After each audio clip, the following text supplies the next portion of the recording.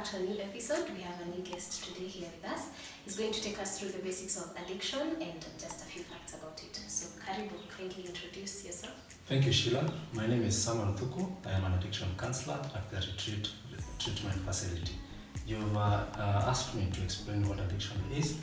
There are different types of addiction. A person can either be addicted to a chemical or a behavior. And today I'm going to specifically talk about substance abuse or addiction.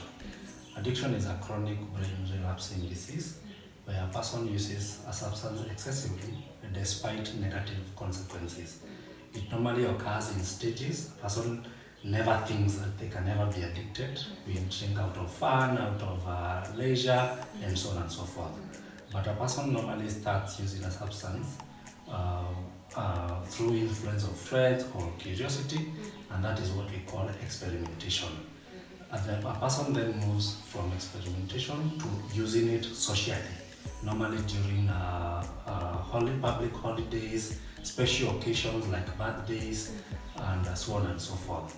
A person then moves on to another stage where they use the substance habitually. So they get into that stage called habitual use. A person uses the substance more frequently, like every weekend, every after work hours. So it becomes a habit. It becomes a habit, and the substance, the amount they are taking increases in this stage. A person then moves to another stage called instrumental use, where a person is no longer now using the substance because it is giving them leisure or they are feeling the fun anymore.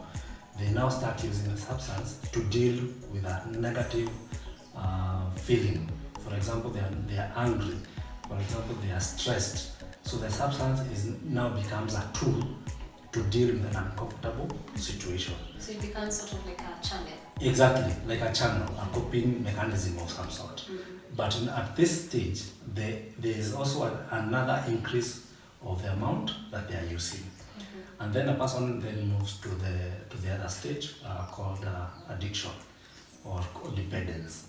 A person by this time uses a substance not because it is giving them a good feeling, but because they are using it to deal with withdrawal symptoms.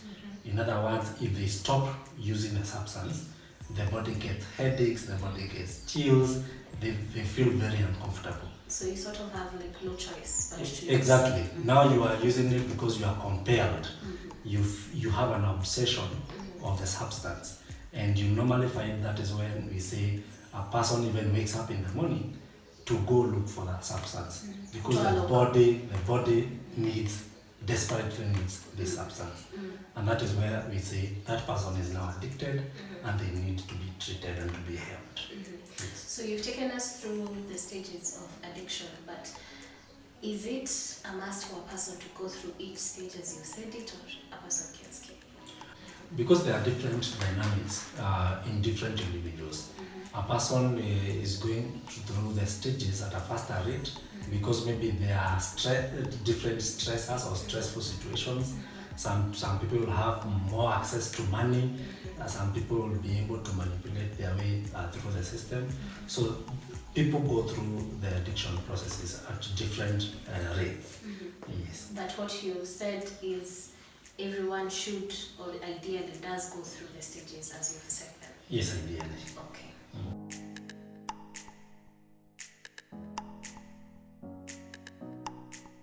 With us today is our next guest, James Mwathi. He's going to help us understand the myths surrounding addiction.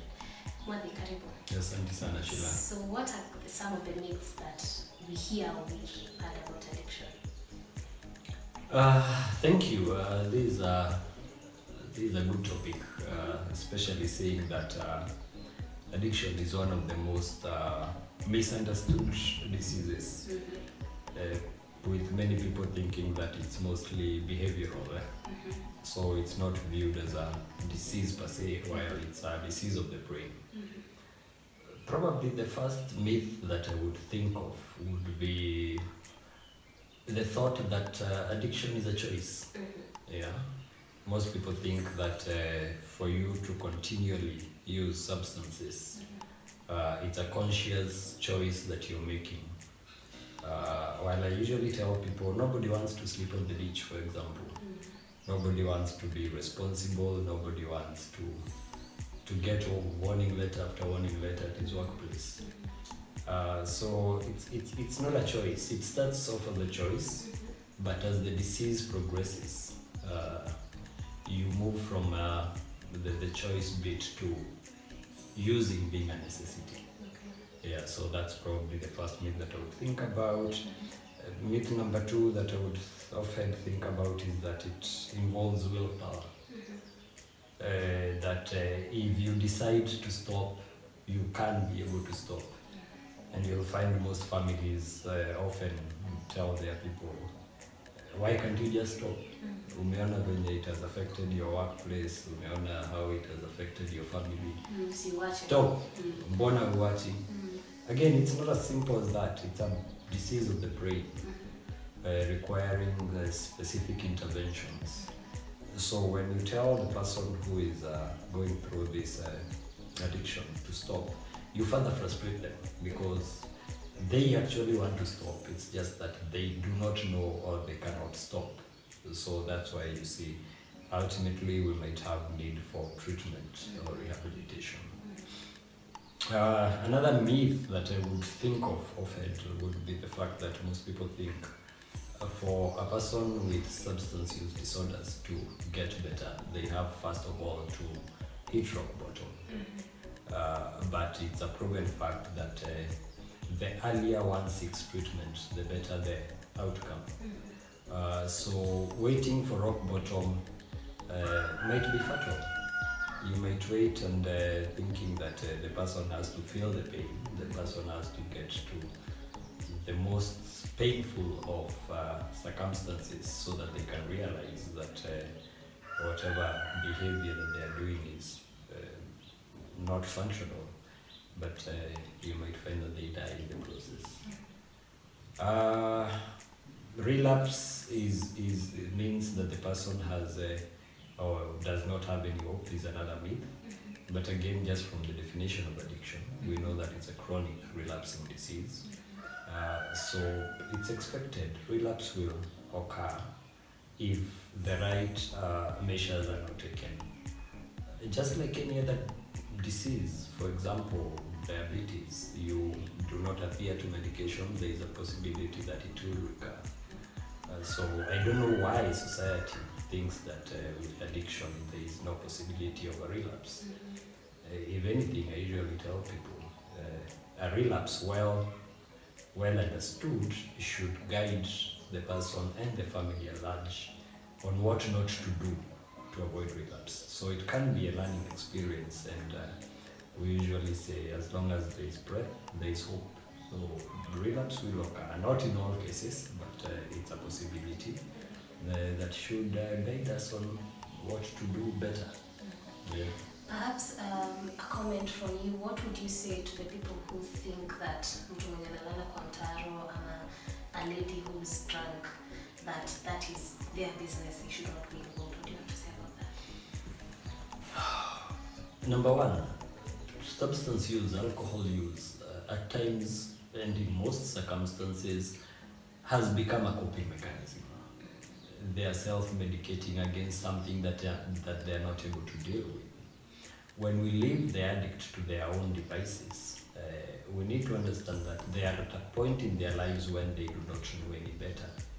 So if we are thinking that hiyo ni shauri yako, you deal with it, simply what we are telling them is continue using.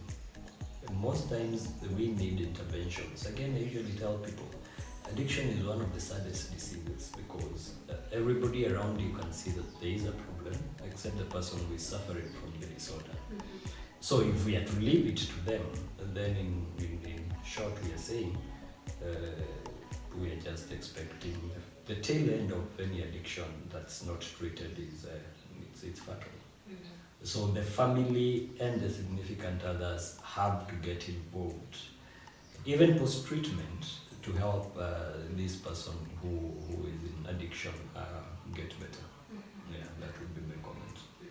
And perhaps this, I'm not sure if it's a myth or a fact, maybe you could clarify.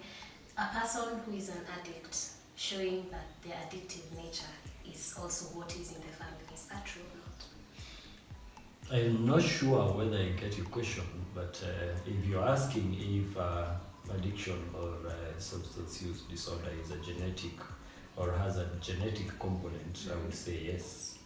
Again, remember from what I'm saying, it's a brain disorder, and it has been shown. If you do a genogram, for example, for somebody who has been in addiction, you'll find that in the family tree, you'll find traits of either addiction or other mental disorders. Again, remember the component of self-medication. So you might find that somebody starts off not necessarily with addiction, but with something like depression, for example. And over time, the depression is not diagnosed, so it's not medicated, but they chance upon alcohol, just to use a basic example. And alcohol alleviates the symptoms of the depressive illness. So they start associating that whenever I feel depressed, if I take a bottle of alcohol, the feeling is good. So you end up developing a substance and alcohol use disorder, while at the same time the depressive symptoms continue, and you might end up having full-blown clinical depression or other complicated mental disorders. Yeah. So there could be part of it in the family, but also some other factors contribute. Yes. There are many factors that contribute to addiction. It's not just one specific. It can be genetic, it can be environmental, it can be many things. Okay. Yeah.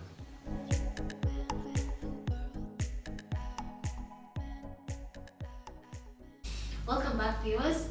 With our first panelist, we had Mr. Watu, who took us through what addiction is and the various facts surrounding addiction. And in our next interview, we had Mr. Watu, who also took us through some myths surrounding addiction. Do you have any questions or maybe comments about what they have said today, or maybe an additional point or points of myths and addiction as well? Feel free to drop them in our comment section, and we'll see you in the